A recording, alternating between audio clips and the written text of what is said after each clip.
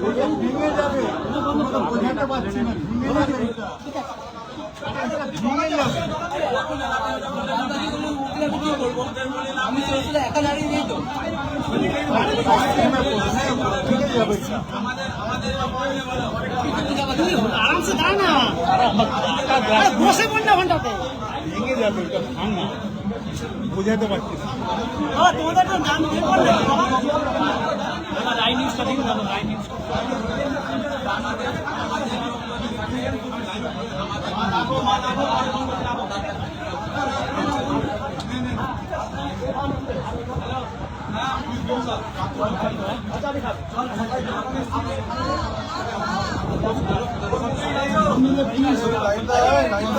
এই ছবিটা একটু করো।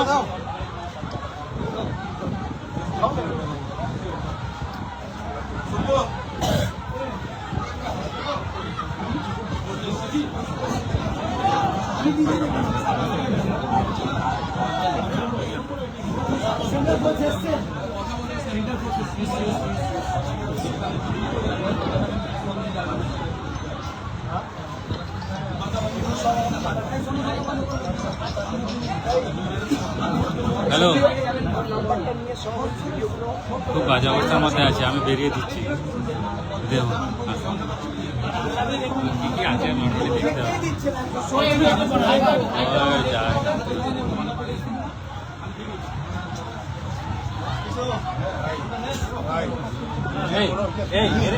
এদের আর্থিক অবস্থা খুব খারাপ, এইটার উপরে চেপো না, পরে ভেঙে যাবে। এদেরকে কেউ বানিয়ে দিতে পারবে না।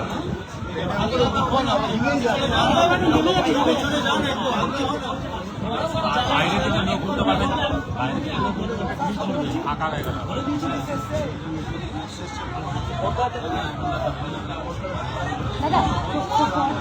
আপনি কিন্তু ওটা প্যান্টের উপরে ঢুকেন।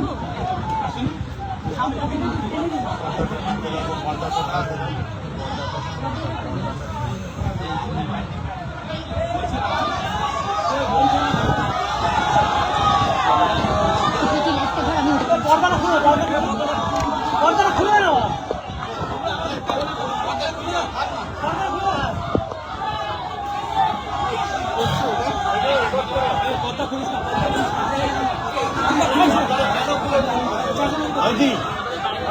আবার কি দাম দেখি দাও, দেখি দাও, দেখি দাও।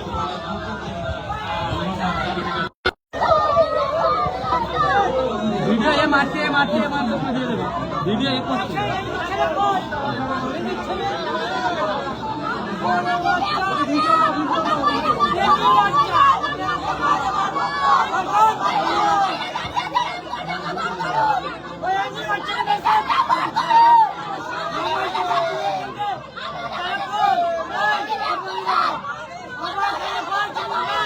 এই মুহূর্তে যেমনটা দেখতে পাচ্ছেন, বাইরের দৃশ্য একেবারে মানে বিচ্ছিরি দুর্দশা অবস্থা পরিণত হয়েছে। প্রশাসন নাকি এখনো এসে পৌঁছায়নি এই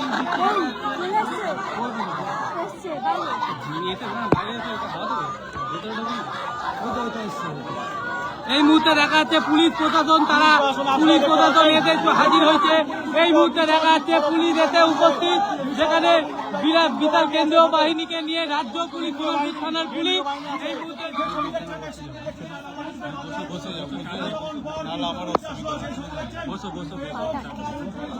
তুমি রিল্যাক্স। এবং তারপরে বাইরে কিন্তু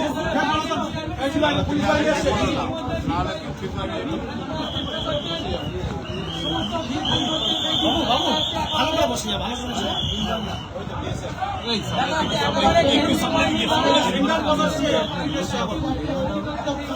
ওদেরকে বলো বাইরে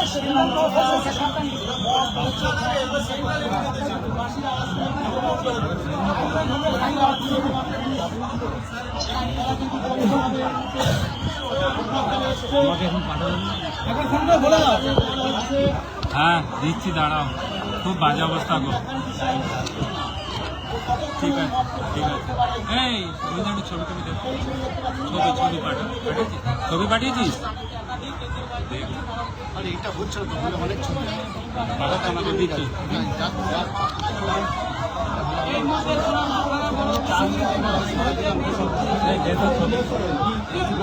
এই বাইক ফাইট যা আছে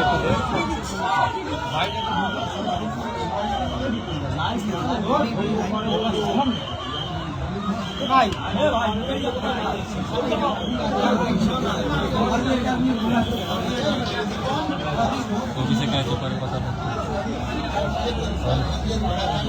অভিষেক ব্যানার্জির ওখানে আছি, পরে কথা বলছি। কেন?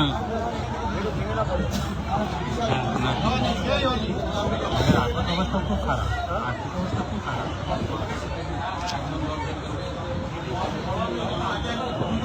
বাবা গড়িয়াহাটে হকারি গড়িয়াহাটে হকারি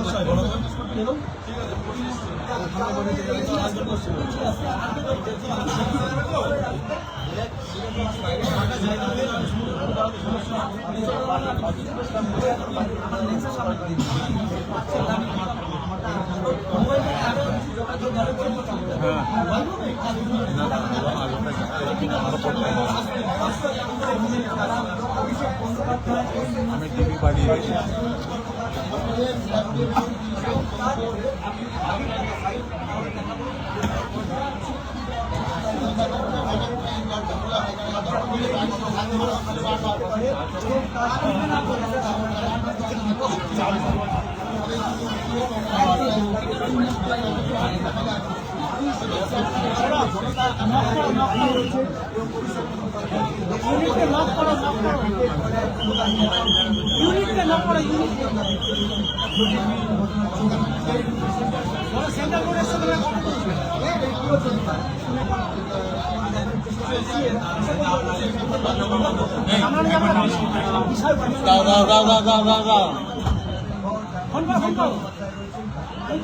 শ্রমিক ভট্টাচার্য বলেছেন যে হামলা হয়েছে তার সাথে বিজেপির কোনো সম্পর্ক নেই, বিজেপির কোনো কেউ জড়িত নেই, শ্রমিক ভট্টাচার্য বলেছেন।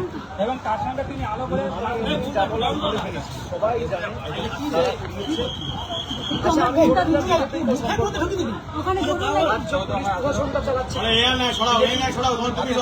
পুলিশকে বলার পরেও যখন আমরা বলেছি যে আমাদের কাছে ইনফরমেশন রয়েছে এখানে ব্যাংকুয়েট হলে বাইরে থেকে লোক দিয়ে এসে ঢুকিয়ে রাখা হয়েছে, ব্যবস্থা কেন নেই? সরকার দল বা সরকার এভাবে দায় এড়াতে পারে না। আমাদের কাছে হোয়াটসঅ্যাপে স্ক্রিনশট রয়েছে, এসপি কে বলা হয়েছে, আইসি কে বলা হয়েছে, তারপরেও একজন আসেনি। মুখে বললে হলো? যারা করেছে তাদের বিরুদ্ধে ব্যবস্থা নিন। রাজ্য পুলিশ প্রশাসনকে চালাচ্ছে তৃণমূল না বিজেপি? কোন রাজনৈতিক দল ক্ষমতায়? যে রাজনৈতিক দল ক্ষমতায় সেই রাজনৈতিক দলের প্রদেশের সভাপতির নাম শফিক ভট্টাচার্য।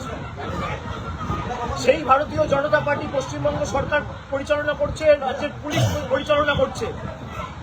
মুখ্যমন্ত্রী বিজেপির, পুলিশ মন্ত্রী বিজেপির। জেলা পুলিশ, রাজ্য পুলিশ কার নিয়ন্ত্রণে? সেখানে ইন্টিমেশন পাঠানোর পরেও, পুলিশকে মেসেজ করার পরেও, ফোন করার পরেও ফোন ধরেনি, হোয়াটসঅ্যাপে মেসেজ পাঠানো হয়েছে, কোনো রিপ্লাই করেনি। সকাল 11টা থেকে এখানে একটা ব্যাংকুয়েট হলে লোকজন বাইরে থেকে বহিরাগতদের নিয়ে এসে ঢুকিয়ে রাখা হয়েছিল যে অভিষেক বন্দ্যোপাধ্যায় নামবে আর আক্রমণ শুরু করবে। আপনারা তো এখানে ছিলেন আমি আসার আগে, অনেকে আপনারাই তো আমায় খবর দিচ্ছিলেন যে আপনি নামলেই এর আক্রমণ করবে। আমাদের কিছু সহকর্মীরা ছিল, তারা বুদ্ধি খাটিয়ে এক দুটো হেলমেট রেখেছিল। আমার মাথা দুটুকরো হয়ে যেত আজকে। যেভাবে এটা ইট, পাটকেল, ঢিল, আমার পোশাকের অবস্থা দেখুন। এই বিজেপির গণতন্ত্রের নমুনা। মহিলাদের চুল ধরে টানছে, জামা ছিঁড়ে দিচ্ছে। আমার সাথে আমার সহকর্মী যারা এসছে, 2-3 জন মহিলা, তাদেরকে লাথি মেরে রাস্তায় ফেলে দেওয়া হচ্ছে। তাহলে কৃষ্টি সংস্কৃতি এটা? আমাদের দলের একজন আমার সহকর্মী দীর্ঘদিনের, সে মারা গেছে, তার পরিবারের সাথে আমি দেখা করতে আসতে পারি না? আমি এখানে কি করতে এসেছি যে আমাকে এরকম ভাবে আটকানো হবে? এলাকার কোন মানুষ আমায় আটকেছে? মানুষ দুধারে দাঁড়িয়ে আশীর্বাদ করছে, সৌজন্য বিনিময় করছে, হাত নাড়ছে। আর বহিরাগত বিজেপির গুন্ডারা ইট পাটকেল ছুটছে। আমি তো দেখিয়েছি আপনাকে, আমার চোখে 7 বার অস্ত্রোপচার হয়েছে। 10 বছর আগে রোড অ্যাক্সিডেন্ট হয়েছিল। ইট পাটকেল ছুড়েছে আমার, ডান চোখ বাঁ চোখ দুদিকেই। চশমার অবস্থা দেখুন, জামার অবস্থা দেখুন, গেঞ্জির অবস্থা দেখুন, পেটে, মুখে, বুকে, গালে, কপালে, যেখানে পেরেছে। কেউ ঘুষি মেরেছে, ইট পাটকেল মেরেছে। তো বিজেপি যদি এর সাথে জড়িত না থাকে, বিজেপি ব্যবস্থা নিচ্ছে না কেন? রাজ্য পুলিশ প্রশাসন তো বিজেপি। এতক্ষণ পর পুলিশ এবং সেন্ট্রাল কোর্ট এসেছে বলে।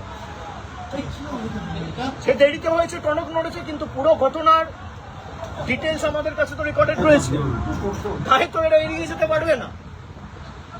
আমি এই ঘটনাকে কেন্দ্র করে আমি হাইকোর্টেও যাব, আমি সুপ্রিম কোর্টেও যাব। যারা বাংলায় বলতো না জঙ্গল রাজ চলছে, 15 বছরে কোনোদিন বাংলায় এই ঘটনা মানুষ দেখেনি। যারা আগে বিরোধী দলের রাজনীতি করত, 10টা করে গাড়ি নিয়ে কেন্দ্রীয় বাহিনী নিয়ে রাজনীতি করত। কেন্দ্রীয় বাহিনী নিয়ে রাজনীতি হয় না। যারা আমাদের কটাক্ষ করতো যে আমরা বিশাল পুলিশের কনভয় নিয়ে ঘুরে বেড়াই, আজকে কিছু নেই তাও মানুষের সাথে। আর এই সরকারের থেকে আমি নিরাপত্তা আশাও করি না। যে সরকার এবং যে সরকারের অঙ্গুলি হল নির্মম নিরীহ মানুষদের জীবন জীবিকার উপর অত্যাচার নামিয়ে আনা হয়, রাতারাতি বুলডোজার চালিয়ে ওদের দোকান উড়িয়ে দেওয়া হয়, ঘর ভেঙে দেওয়া হয়, হাজার হাজার তৃণমূল কংগ্রেসের কর্মী আক্রান্ত, সেই সরকারের নিরাপত্তা আমার দরকার নেই। একের পর এক নেতা কর্মী জনপ্রতিনিধি অ্যারেস্ট হতে যান বিভিন্ন কেসে। দেখুন, আমি এই স্পেসিফিক ইস্যু নিয়ে এসেছি। আমি এখানে প্রেস কনফারেন্স করতে বসিনি। যখন প্রেস কনফারেন্স করবো তখন আপনারা একাধিক প্রশ্ন করবেন। আজকে এই ঘটনা নিয়ে আপনাদের কোনো প্রশ্ন থাকলে আমি উত্তর দিয়েছি। আমি সেটা সঞ্জুর বাবা মাকে বলেছি। সবকিছু ক্যামেরার সামনে বলার দরকার নেই। আমাদের যতটুকু সীমিত সামর্থ্য ছিল আমরা দলের তরফ থেকে সাহায্য করেছি, এবং সঞ্জুর মা বাবাকে আমি কথা দিয়েছি। সঞ্জু হয়তো আজকে আমাদের মধ্যে নেই, তো হাজার হাজার সঞ্জু তার বাবা মার পাশে তার ছেলের মতো আগামী দিন দাঁড়াবে, যাতে তাদের কোনো কষ্ট না হয় এবং এই বয়সে তাদের উপর কোনো অত্যাচার না হয়। আমরা আমাদের সামর্থ্য সীমাবদ্ধ ক্ষমতা অনুযায়ী যতটুকু আর্থিক সাহায্য সহায়তা করার করেছি এবং আগামী দিনও করব। এখানে সঞ্জুর দিদি আছে, তার সাথে আমার কথা হয়েছে। আমি অনুরোধ করেছি যে তাদেরকে এখান থেকে সরিয়ে তার দিদির কাছে তার বৃদ্ধ বাবা মাকে কিছুদিন ডাকতে। আর আমি হোয়াটসঅ্যাপ নাম্বার নিয়ে যাচ্ছি, আমি কন্টিনিউয়াস যোগাযোগে থাকি। এবং এই ঘটনা নিয়ে এখনো পর্যন্ত কোনো সদর্থক ভূমিকা কমপ্লেন হওয়ার পর থেকেও পুলিশ নেয়নি। ছেলেটাকে যেভাবে পিটিয়ে খুন করা হয়েছে, ও বাড়িতে এসে মা বাবা চিন্তিত হবে বলে বলেনি। হঠাৎ করে 1 সপ্তাহ পর তার মাথা ঘুরছে, বমি পাচ্ছে, মাথায় অসহ্য যন্ত্রণা হচ্ছে। তারপর নিয়ে গিয়ে যখন শিশু মঙ্গলে ভর্তি করা হয়েছে, জানা যাচ্ছে মাথায় ক্লট। এবং তারপর কি হয়েছে আপনারা জানেন, প্রায় 40-50 জন তাকে ফেলে পিটিয়েছে। তার মা আমাকে বলছে, তার বাবা আমাকে বলছে। কোনো ব্যবস্থা এখনো পর্যন্ত পুলিশ নেই। এই হচ্ছে পুলিশের নিদর্শন। গত 1 মাসে এই যে পুলিশের পরিবর্তন, যারা পুলিশে কাজ করছেন, আমি বলবো সংবিধানকে সামনে রেখে নিয়ম অনুযায়ী কাজ করুন।